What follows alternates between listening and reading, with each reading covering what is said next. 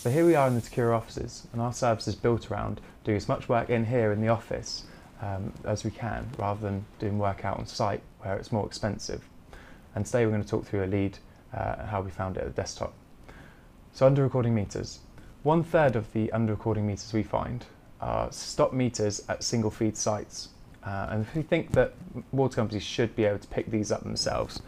So these are leads like this meter here, which was moving along about 60 or 70 cubic meters a day, and then suddenly the meters just stopped completely, the usage has gone down to zero, it's just completely flatlined. So we think that water companies should be able to pick those up themselves through running a data analysis project. So 1/3 might be possible for water companies to find themselves, but 2/3 of under recording meters we find we think are virtually impossible for them to find. These are meters which are stopped but on multi-feed sites, and meters which are under recording but haven't completely stopped. Take this meter for example.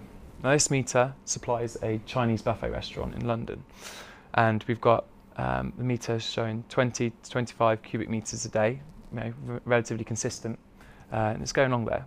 So do you think this meter is recording all the flow? So using our complex consumption analysis, we accurately calculate how much our Chinese restaurant should be using. In our pubs and restaurant sector, there are 72 fields of information we can fill out, which make our calculation more and more accurate each time. So as I scroll down here, you can see that we've got things like the number of water-based watt burners. We've got the population density, which indicates what the likely footfall might be. We've also got sort of the type of toilets to expect and bathroom fittings for the size and the turnover of the restaurant. So all this information and much more feeds into our calculated ABC, which comes out as 39.9 cubic meters per day. But wait a minute, on that meter we just saw, the consumption was only 22 cubic meters a day. So suddenly there's a gap here which needs investigating. So from our work here at the desktop, we've established there's a consumption gap between what we think the site's used and what it's actually using.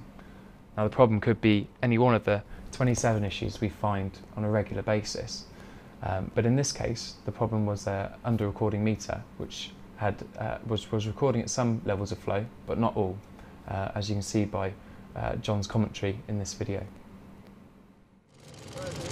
For the actual large red needle at the bottom right hand of the meter, up to the right of the wet Elster, you can see is sometimes rotated and sometimes stops, and sometimes even flips back the other way. It's gone back. This is a meter which has been installed on a supply which is using more water than the meter can cope with. So returning to our graph of the meter, without an accurate calculation of what the site should be using, how do you know that what's being recorded on the meter is actually what the site is consuming? That's why 2/3 of under recording meters will go unnoticed without complex consumption analysis.